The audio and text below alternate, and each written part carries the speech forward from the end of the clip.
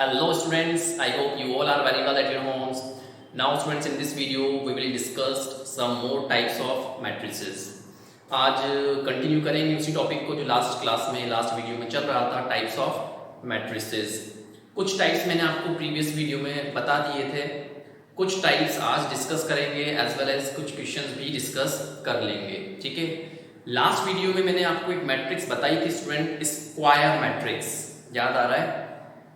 Square matrix में मैंने आपको बताया था कि किसी मैट्रिक्स को आप स्क्वायर मैट्रिक्स कब कहेंगे, if number of rows is equals to number of columns, मतलब m is equals to n।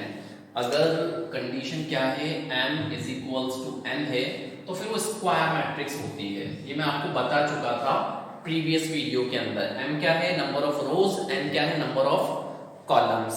ठीक है, तो इसको हम क्या कहते हैं, स्क्वायर मैट्रिक्स कहते हैं। ठीक है, मोर ओवर इसमें मैं आपको एक बात और बता दूं स्टूडेंट्स, सपोज मान लीजिए कोई मैट्रिक्स है हमारे पास 1 2 3 4 5 6 7 8 9। सपोज ये कोई मैट्रिक्स है, क्या स्क्वायर मैट्रिक्स है? यस, स्क्वायर मैट्रिक्स है। क्यों? क्योंकि रोज कितनी है, 3, कॉलम कितने हैं, 3, तो ऑर्डर क्या हुआ, 3/3। देन ऑब्वियसली ये कैसी मैट्रिक्स है, स्क्वायर मैट्रिक्स है। क्यों? क्योंकि m और n इक्वल है। तो कई बार क्वेश्चन के अंदर वो ऐसा लिख देगा कि late A be a matrix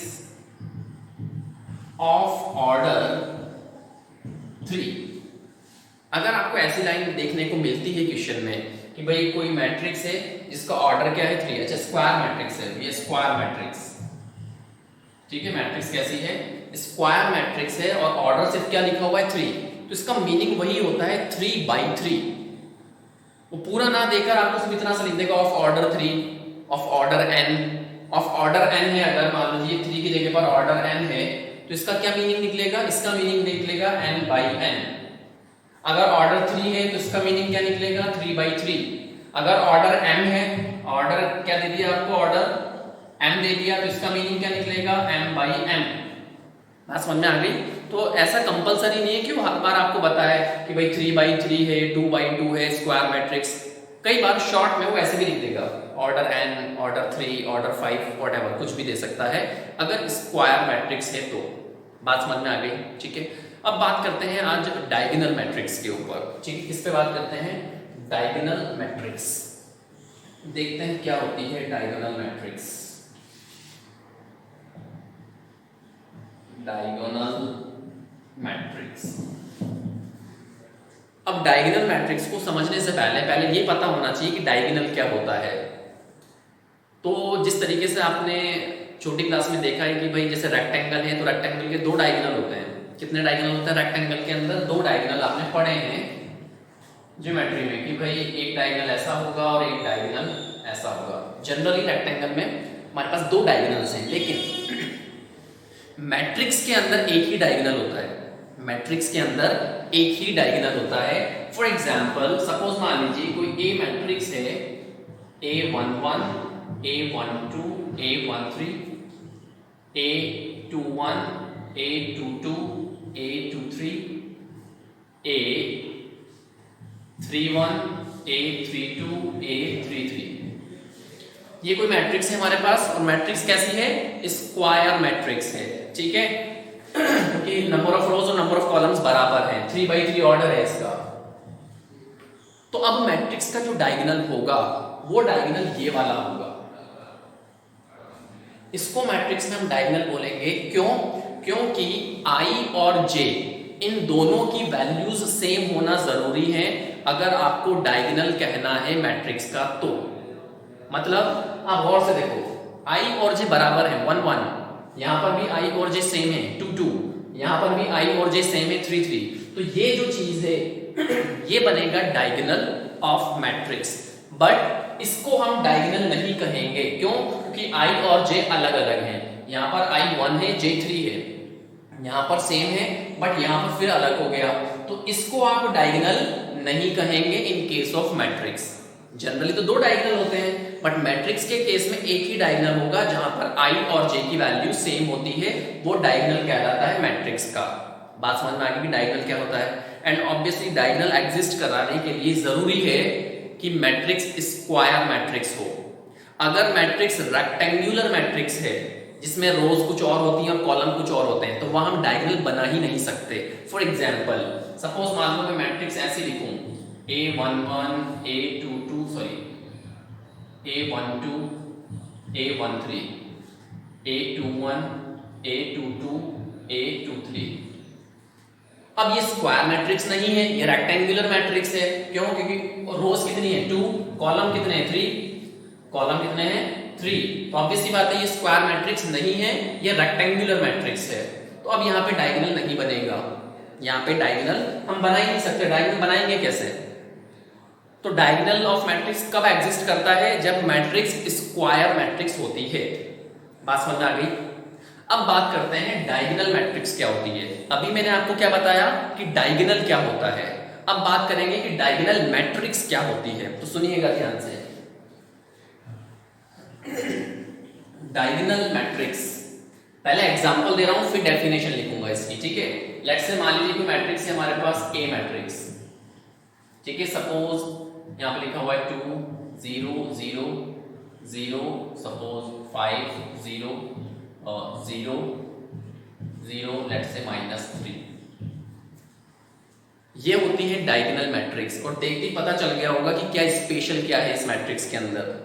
गौर से देखिए, जो डायगोनल के एलिमेंट हैं वो एग्जिस्ट कर रहे हैं, लेकिन जो नॉन डायगोनल एलिमेंट्स हैं वो सारे जीरो हैं। ये सारे क्या है? नॉन डायगोनल एलिमेंट्स हैं। तो ये सारे क्या होने चाहिए? जीरो, ठीक है। बट कंडीशन वही है, डायगोनल मैट्रिक्स भी स्क्वायर मैट्रिक्स ही होती है। अगर मैट्रिक्स स्क्वायर नहीं है तो वो डायगोनल मैट्रिक्स भी नहीं हो सकती। तो जब अभी हम डेफिनेशन लिखेंगे उसमें हम लिखेंगे कि ये एक स्क्वायर मैट्रिक्स होती है। तो समझ में आया ये चीज क्या है? अगर डायगोनल के एलिमेंट एग्जिस्ट करते हैं और नॉन डायगोनल एलिमेंट सारे जीरो होते हैं तो ऐसी मैट्रिक्स को हम डायगोनल मैट्रिक्स कहते हैं। डेफिनेशन देखिए इसकी कि a square matrix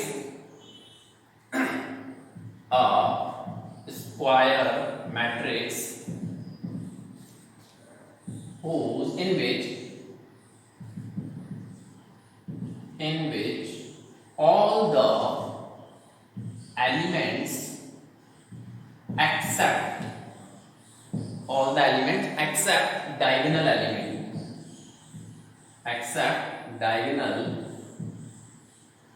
elements are zero is called diagonal matrix। बात समझ में आई? जो ये समझाया था वही लिखा हुआ है डेफिनेशन में। डेफिनेशन आप खुद अपनी भी बना सकते हैं, बट मीनिंग चेंज नहीं होना चाहिए। वर्डिंग भले से चेंज हो जाए, मीनिंग चेंज नहीं होना चाहिए डेफिनेशन का। तो इस डेफिनेशन के अकॉर्डिंग वही है कि एक स्क्वायर मैट्रिक्स होती है। कौन? Diagonal matrix. डायगोनल मैट्रिक्स क्या होती है? स्क्वायर मैट्रिक्स ही होती है, जिसमें जो डायगोनल के जो एलिमेंट हैं इनको छोड़कर, डायगोनल के एलिमेंट को छोड़कर बाकी के सारे एलिमेंट जीरो होते हैं। ऐसी मैट्रिक्स को हम डायगोनल मैट्रिक्स कहते हैं। क्लियर है? अब डायगोनल मैट्रिक्स को लिखने का शॉर्ट फॉर्म, उसको लिखने का तरीका हमारे पास एक और है। जैसे ये डायगोनल मैट्रिक्स है, इसी को मैं एक तरीके से और रिप्रेजेंट कर सकता हूं। कैसे? ए लिखेंगे क्योंकि मैट्रिक्स का नाम ए है। इधर आप लिखेंगे DIAG, ठीक है, DIAG, ब्रैकेट बनाएंगे और जो डायगोनल के एलिमेंट है इसको लिख देंगे 2 5 -3। तो इस मैट्रिक्स को, जो कि डायगोनल मैट्रिक्स थी, इसको रिप्रेजेंट करने का जो शॉर्ट तरीका है वो ये है। आप ऐसे ही डायगोनल मैट्रिक्स को रिप्रेजेंट कर सकते हैं। इसका मतलब वही है कि डायगोनल के एलिमेंट 2 5 -3 हैं। याद रखिएगा मैट्रिक्स में कभी भी कॉमा नहीं लगता, यहाँ कॉमा नहीं आएगा। बिना कॉमा के आपको एलिमेंट लिखने होते हैं। बात समझ में आ गई? डायगोनल मैट्रिक्स क्या होती है। चलिए अब बात करते हैं स्केलर मैट्रिक्स की। किसकी? स्केलर मैट्रिक्स की। तो मैं इसी में समझा देता हूं आपको कि स्केलर मैट्रिक्स क्या होती है। स्केलर मैट्रिक्स भी एक डायगोनल मैट्रिक्स होती है। जिस तरीके से डायगोनल मैट्रिक्स क्या होती है? Square matrix. इसी तरीके से जो स्केलर मैट्रिक्स है, मैं यहां पर चेंज कर रहा हूं, स्केलर मैट्रिक्स। स्केलर मैट्रिक्स के लिए जरूरी है मैट्रिक्स का डायगोनल मैट्रिक्स होना। मतलब डायगोनल के एलिमेंट होना जरूरी है, बाकी सारे एलिमेंट जीरो होने चाहिए। अब इसमें क्या खासियत है कि जो डायगोनल के एलिमेंट हैं ये सारे सेम होने चाहिए। जैसे यहाँ पे 2 है तो यहाँ पर भी 2 होना चाहिए और यहाँ पर भी क्या होना चाहिए, 2 होना चाहिए। Now the diagonal matrix becomes a scalar matrix. ये क्या बन गई, अब ये बन गई है स्केलर मैट्रिक्स। अब मैं आपसे पूछूं क्या बताओ ये डायगोनल मैट्रिक्स भी है, तो आप बोलोगे यस ये डायगोनल मैट्रिक्स भी है, क्योंकि भाई डायगोनल के एलिमेंट एग्जिस्ट कर रहे हैं और नॉन डायगोनल एलिमेंट 0 है, तो ये डायगोनल मैट्रिक्स तो है ही। अब चूंकि डायगोनल के एलिमेंट सेम हैं, एक जैसे हैं, इस वजह से ये स्केलर मैट्रिक्स कहलाएगी। तो डेफिनेशन क्या हो गई, स्क्वायर मैट्रिक्स की जगह पर अपना डायगोनल मैट्रिक्स कर देते हैं। मैं डेफिनेशन वापस लिख देता हूं अच्छी सी, ताकि आपको क्लियर हो जाए। देखिएगा भाई, और diagonal matrix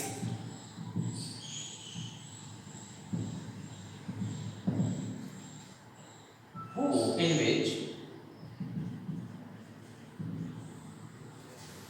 all the diagonal elements are same is called scalar matrix। बात समझ में आ गई, ये क्या है, स्केलर मैट्रिक्स है और डायगोनल मैट्रिक्स भी है। समझ में आ गई बात, स्केलर मैट्रिक्स में एलिमेंट सेम होने चाहिए, इसको हम कहते हैं स्केलर मैट्रिक्स। ठीक है, चलिए भाई अब बात करते हैं सबसे important matrix, that is identity matrix और we can say unit matrix. बहुत काम की है, बहुत यूजफुल है, आगे बहुत काम आने वाली है। जब अपन सीखेंगे इनवर्स फाइंड करना तो हम बहुत यूजफुल रोल है इसका। तो अगली मैट्रिक्स है हमारी क्या, यूनिट मैट्रिक्स और we can say identity matrix. चलिए भाई, आइडेंटिटी मैट्रिक्स और इसी को हम क्या कहते हैं, यूनिट मैट्रिक्स। क्या कहते हैं, यूनिट मैट्रिक्स। पहले मैं आपको एग्जांपल देता हूं इसका, ठीक है। जैसे मैं आपको एग्जांपल दूंगा आप ऑटोमेटिक पता लगा लोगे कि क्या चल रहा है। देखिएगा ध्यान से, सपोज मैट्रिक्स है A 1 0 0 0 1 0 0 0 1। समझ में आई क्या खास बात है इसमें? अच्छा पहले तो बताओ क्या ये डायगोनल मैट्रिक्स है? तो यस डायगोनल मैट्रिक्स है, क्योंकि डायगोनल के एलिमेंट एग्जिस्ट कर रहे हैं, नॉन डायगोनल एलिमेंट 0 है, तो डायगोनल मैट्रिक्स तो है। क्या स्केलर मैट्रिक्स भी है? तो यस स्केलर मैट्रिक्स भी है। क्यों? क्योंकि डायगोनल के सारे एलिमेंट सेम हैं, डायगोनल के सारे एलिमेंट एक जैसे सेम हैं, इसका मतलब ये स्केलर मैट्रिक्स भी है। तो पता क्या चला, पता ये चला कि जो यूनिट मैट्रिक्स होती है ये डायगोनल मैट्रिक्स भी मानी जाती है और ये स्केलर मैट्रिक्स भी मानी जाती है। बट फर्क किस चीज का है कि यूनिट, अब यूनिट का मतलब क्या होता है? यूनिट का मतलब होता है 1। तो यूनिट मैट्रिक्स के अंदर जो डायगोनल के एलिमेंट हैं ये 1 होना चाहिए, 1 के अलावा कुछ और नहीं होना चाहिए। जैसे मैंने अभी पहले आपको एग्जांपल दिया था, जैसे कोई बोले 3 0 0 0 3 0 0 0 3, ये यूनिट मैट्रिक्स नहीं है। क्यों? क्योंकि 1 1 1 नहीं है, यहाँ पर 3 3 3 है, तो ये अभी यूनिट मैट्रिक्स नहीं है। तो डायगोनल के जो एलिमेंट होने चाहिए शुड बी 1, वो 1 होना चाहिए, तब जाके हम उसको क्या कहते हैं, यूनिट मैट्रिक्स कहते हैं। तो डेफिनेशन क्या हो गई? अब मैं इसके लिए वर्ड यूज करता हूं, वर्ड यूज कर सकता हूं स्केलर मैट्रिक्स, या आप चाहो तो डायगोनल मैट्रिक्स भी यूज कर सकते हो वर्ड। तो डायगोनल मैट्रिक्स वर्ड यूज कर लो कि अ diagonal matrix in which all the diagonal elements are unity, unity मतलब 1, is called unit matrix। बात समझ में आ गई? अगर डायगोनल के एलिमेंट 1 1 1 है तो इसको हम क्या कहते हैं, यूनिट मैट्रिक्स कहते हैं। बात सुनिए, अब थोड़ा सा आप ऑब्जर्व करो, थोड़ा सा ध्यान रखने वाली बात है। डायगोनल मैट्रिक्स हो, चाहे स्केलर मैट्रिक्स हो, चाहे यूनिट मैट्रिक्स हो, तीनों ही स्क्वायर मैट्रिक्स होती हैं। अगर मैट्रिक्स स्क्वायर नहीं है तो डायगोनल बनने का सवाल ही पैदा नहीं होता, और जब तक डायगोनल नहीं बनेगा यूनिट मैट्रिक्स नहीं बनेगी। बात सुनिए, तो स्क्वायर मैट्रिक्स ही होती है कौन, यूनिट मैट्रिक्स भी। अब बात करते हैं इसको रिप्रेजेंट करने के लिए हमारे पास एक अल्फाबेट है आई। इसको हम किससे डिनोट करते हैं? जनरली आई से डिनोट करते हैं। तो generally it is denoted by I. इसको आई से रिप्रेजेंट किया जाता है, तो यहां पर मैं आई लिख देता हूं। बात समझ में आई? कई बार क्वेश्चन में आपको देखने को मिलेगा कुछ ऐसा, unit matrix of order n, unit matrix of order n. तो इसको आप ऐसे भाई, unit matrix of order n का मतलब क्या हुआ? I is equals to 1 0 0 0 1 0 0। अच्छा n है तो n के लिए तो हमें पता नहीं है कि भाई n यहाँ पर कितना है, तो अपन कितना बनाएंगे। तो ऐसी मैट्रिक्स को आप I n से रिप्रेजेंट कर सकते हो। भाई n तो हमें वैल्यू पता नहीं है ना, तो कितनी रोज बनानी है, कितने कॉलम बताने हैं, पता नहीं है। भाई n ऑर्डर है, n ऑर्डर का मतलब n बाई n, ठीक है। तो ऐसी मैट्रिक्स को रिप्रेजेंट करने के लिए कई बार I n यूज किया जाता है। एक्चुअल में ये बताना था आपको मोस्टली, भाई I से तो आप रिप्रेजेंट कर ही सकते हो, ठीक है। I n से भी रिप्रेजेंट कर सकते हैं अगर ऑर्डर n है तो। बात समझ में आ गई कि यूनिट मैट्रिक्स क्या होती है, ठीक है। अब बात करते हैं इक्वल मैट्रिक्स पर। अच्छा, इक्वल मैट्रिक्स से पहले एक मैट्रिक्स और बता दूं आपको, हालांकि एनसीईआरटी में आई थिंक नहीं है ये, लोअर ट्रायंगुलर मैट्रिक्स और अपर ट्रायंगुलर मैट्रिक्स। मैं आपको इसी में बता देता हूं। सपोज मान लीजिए यहां पर सपोज ए हो गया और लेट्स से 2 3 4, सपोज ऐसा है, ठीक है। तो आप गौर से देखो, ये जो चीज है ये आपको एक ट्राइंगल बना के दे रही है ना, तो इसको हम बोलते हैं अपर ट्राइंगुलर मैट्रिक्स। क्या बोलते हैं इसको? Upper triangular matrix. और अगर ऐसा है, देखिएगा ध्यान से, इस टाइप की मैट्रिक्स को क्या बोलते हैं? अपर ट्राइंगुलर मैट्रिक्स, ठीक है। और अगर ऐसा है सपोज 1 0 0, कुछ भी ले लो, 2 ले लो, 3 ले लो, -3 ले लो, आपकी मर्जी है, 2 5 0 7 8 9, सपोज ऐसा है। तो अब आप गौर से देखिए, अब ट्राइंगल नीचे वाला एग्जिस्ट कर रहा है, तो इसको हम बोलते हैं लोअर ट्राइंगुलर मैट्रिक्स। क्या बोलते हैं?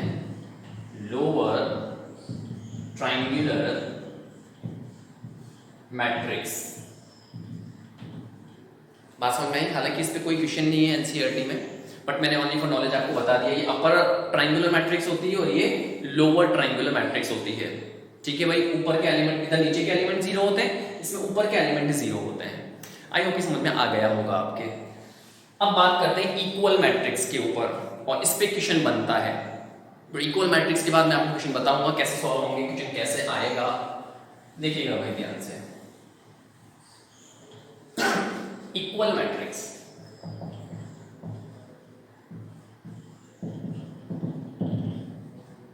अब नाम से क्लियर है इक्वल मैट्रिक्स, तो ऑब्वियस सी बात है, दो या दो से ज्यादा मैट्रिक्स में बात चलेगी। तो अपन दो मैट्रिक्स लेके चलते हैं। टू मैट्रिसेस, पहले डेफिनेशन लिख देता हूं। टू मैट्रिसेस, लेट्स से ए, इसको मैंने लिखा AIJ, एंड बी, इसको मैंने लिख लिया लेट्स से BIJ। सपोज दो मैट्रिक्स है हमारे पास A और B, are said to be equal, are said to be equal matrices if they are of same order। इनका ऑर्डर क्या होना चाहिए? सेम होना चाहिए। And all the elements of matrix A are equal to the corresponding elements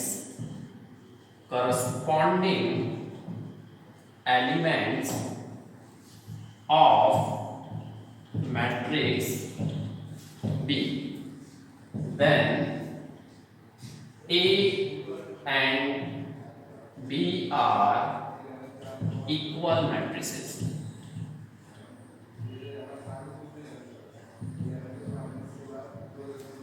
अभी समझ में आएगा कि सब क्या लिख दिया है। तो दो बातें याद रखिए, अगर कोई दो मैट्रिक्स इक्वल हैं तो पहली चीज तो उनका ऑर्डर सेम होना चाहिए। अगर ऑर्डर सेम है उसके बाद आपको चेक करना है कि क्या इनके एलिमेंट, करस्पॉन्डिंग एलिमेंट भी सेम है या नहीं है। अगर सेम है तो वो दोनों मैट्रिक्स इक्वल मैट्रिक्स होती है। फॉर एग्जांपल देखिएगा भाई, फॉर एग्जांपल सपोज मान लीजिए कोई मैट्रिक्स ए है, मैंने यहाँ लिखा 1 2 3 4 5 6, ठीक है। क्या ऑर्डर है इसका? इसका ऑर्डर है 2/3। एक मैट्रिक्स मैंने बी ली, तो 1 2 5 3 4 6, इसका ऑर्डर क्या है? 2/3। करस्पॉन्डिंग एलिमेंट भी सेम है, 1 1 2 2 5 5 3 3 4 4 6 6। देन ऑब्वियसली ए और बी क्या है? दोनों इक्वल मैट्रिक्स हैं, तो हम यहाँ लिख देंगे A is equals to B। दोनों मैट्रिक्स इक्वल हैं, तो पहली चीज तो ऑर्डर सेम होना चाहिए और करस्पॉन्डिंग एलिमेंट भी सेम होने चाहिए। तो ये तो बहुत इजी सा एग्जांपल था। एक एग्जांपल और मैं आपको बताता हूँ, फिर आप बताना इक्वल है या नहीं है। देखिएगा भाई, सपोज मान लीजिए इस बार ए मैट्रिक्स है 1 2 3 4 5 6, इसका ऑर्डर क्या है? 2/3। सपोज एक बी मैट्रिक्स है 1 2 3 4 5 6, इसका ऑर्डर क्या है? 3/2। बात सुन आई? तो सबसे पहली चीज क्या, ऑर्डर सेम है। इसका ऑर्डर है 2/3, इसका ऑर्डर है 3/2, तो ऑर्डर ही अलग अलग है, तो ये इक्वल नहीं हो सकती। अब एलिमेंट नहीं देखने आपको कि एलिमेंट सेम है या नहीं, भाई ऑर्डर ही अलग अलग है, तो जब ऑर्डर अलग होता है तो वो इक्वल मैट्रिक्स नहीं हो सकती। That means A is not equals to B। A और B इक्वल नहीं हो सकते। सपोज मान लीजिए एक मैट्रिक्स हमारे पास अगेन 1 2 3 4 5 6, एक मैट्रिक्स है B 4 5 6 1 2 3। सपोज ऐसी मैट्रिक्स है, इसका ऑर्डर क्या है? इसका ऑर्डर अगेन 2/3 है, इसका ऑर्डर भी क्या है? 2/3 है। तो पहली चीज ऑर्डर सेम है या नहीं है? यस, ऑर्डर सेम है। इसका ऑर्डर भी 2/3 है, उसका ऑर्डर भी 2/3 है। अब देखिए क्या कॉरस्पॉन्डिंग एलिमेंट सेम है। ये हमारा पहला एलिमेंट A11, ये कौन सा एलिमेंट है? A11, इसकी वैल्यू कितनी है? 1। यहाँ पे A11 की वैल्यू कितनी है? 4। तो कॉरस्पॉन्डिंग एलिमेंट सेम नहीं है। इसका जो ये वाला एलिमेंट है वो इसके इस एलिमेंट की इक्वल नहीं है। A11 की वैल्यू यहाँ पर 1 है और यहाँ पर A11 की वैल्यू 4 है, तो ये इक्वल नहीं हो सकते। ऐसा मैं इसलिए बता रहा हूँ स्टूडेंट्स, क्योंकि हमें ये नहीं देखना कि यार 1 2 3 4 5 6 यहाँ पर भी है और 1 2 3 4 5 6 वहां पर भी है, तो ये तो इक्वल हो गए। ऐसे चेक नहीं करते, कॉरस्पॉन्डिंग एलिमेंट सेम होना चाहिए। A11 के करस्पॉन्डिंग उसका A11, इसका A12, उसका A12, इसका A13, उसका A13, इस तरीके से करस्पॉन्डिंग एलिमेंट सेम होना जरूरी है, तभी उसको हम इक्वल मैट्रिक्स कहेंगे, अदरवाइज नहीं कहेंगे। बात समझ में आ गई? ठीक है, तो अब डिस्कस करते हैं कुछ क्वेश्चंस, देखते हैं हमारा क्वेश्चन किस तरीके से आता है। तो पहला क्वेश्चन आपके सामने ये रहा, मतलब ये लिखूंगा मैं थोड़ी देर से। चलिए भाई देखते हैं क्वेश्चन। तो सबसे पहले छोटा सा क्वेश्चन डिस्कस करते हैं, नन्ना सा मुन्ना सा हमारा क्वेश्चन है। क्वेश्चन क्या है? क्वेश्चन हमारे पास है find the value of A, B and C। ठीक है, आपको दे रखा है let's say A 2 3 5 B 6 9 8 10 is equals to 12 2 3 5 minus 3 6 9 8 10। ये बहुत इजी सा क्वेश्चन। आपसे बोला है A B C की वैल्यूज फाइंड करो if this matrix is equals to this matrix. उसने आपको बोला है कि ये जो मैट्रिक्स है ये इक्वल है, इक्वल लगाया ना उसने, ये जो मैट्रिक्स है ये इक्वल है इस वाली मैट्रिक्स के। Then you have to find the values of A B and C। तो बहुत इजी है भाई, जब मैट्रिक्स ही इक्वल है तो हम करस्पॉन्डिंग एलिमेंट चेक करेंगे। तो करस्पॉन्डिंग एलिमेंट देखो, a के करस्पॉन्डिंग कौन है 12, तो a इज इक्वल्स टू तो 12 आ गया क्योंकि मैट्रिक्स इक्वल है। ठीक है, आप पहले रीजन दे देना कि भाई the given matrices are equal, so their corresponding elements are equal। बात समझ आई? तो a की वैल्यू कितनी हो जाएगी 12, a की वैल्यू हो गई 12 और b के करस्पॉन्डिंग -3, तो b की वैल्यू -3। c यहां पे c लिख लेते हैं, सपोज यहां पे c है, इधर तो c है नहीं, उधर लिखा c, तो c किसकी वैल्यू क्या होगी, किसकी वैल्यू होगी 8, c के करस्पॉन्डिंग कौन है 8, तो c की वैल्यू कितनी हो गई 8। बहुत इजीली हमारा आंसर आ गया। बात समझ आई? एक क्वेश्चन और देखते हैं फटाफट। सपोज मान लीजिए इस बार a b c की जगह पर x y है, find the value of x and y, और आपको दिया है suppose x plus y 10x और suppose 12 is equals to 12 10 and suppose there is 16 and there is suppose 12, ऐसा दे दिया। सपोज ये हमारे पास कोई क्वेश्चन है, अब आपको x और y की वैल्यूज निकालनी है, तो आप पहले पूरी बता देंगे कि भाई दोनों मैट्रिक्स इक्वल हैं तो हम करस्पॉन्डिंग एलिमेंट इक्वल कर सकते हैं। देन आप क्या लिखेंगे x plus y is equals to 12, ठीक है, एंड x किसके करस्पॉन्डिंग है 16 के, तो x की वैल्यू 16, इस x को उठाकर यहां पर रख देंगे तो कितना आ जाएगा 16 plus y is equals to 12, then y is equals to -4। x की वैल्यू 16 आ गई, y की वैल्यू -4 आ गई। कई बार क्या होगा स्टूडेंट, इक्वेशंस भी बन जाती है। फॉर एग्जांपल मान लो यहां पर मैंने लिख दिया x माइनस वाई और यहां पर सपोज मैंने लिख दिया 16, सपोज ऐसा क्वेश्चन है। अब तो अब क्या होगा, अब इक्वेशंस बनेंगी और उन इक्वेशंस को सॉल्व करना होगा। जैसे x प्लस वाई किसके इक्वल आएगा 12 के, x माइनस वाई किसके इक्वल आएगा 10 के। बात समझ आ रही है? अब x y की वैल्यू निकालनी है तो दोनों इक्वेशंस को सॉल्व कर देंगे। इसको सॉल्व कर दिया हमने, ये दोनों कट जाएंगे, x प्लस x 2x, 12 और ये हो जाएगा 22, then x is equals to कितना आ गया 11। इस वैल्यू को उठाकर आप इसमें रख दो या इसमें रख दो, आपकी मर्जी है। सपोज ये इक्वेशन 1 है और इसको मैं पुट कर दूं, put x is equals to 11 in equation 1, तो कितना आ जाएगा 11 plus y is equals to 12, then y is equals to 1। तो x y की वैल्यूज आ गई हमारे पास। तो अगर आपके पास मैट्रिक्स इक्वल है तो बस आप उनको करस्पॉन्डिंग एलिमेंट्स को इक्वल करवाओ और वैल्यूज फाइंड कर लो। हो सकता है कि इक्वेशन बने तो आप इक्वेशंस को सॉल्व करें, then you will get the answers.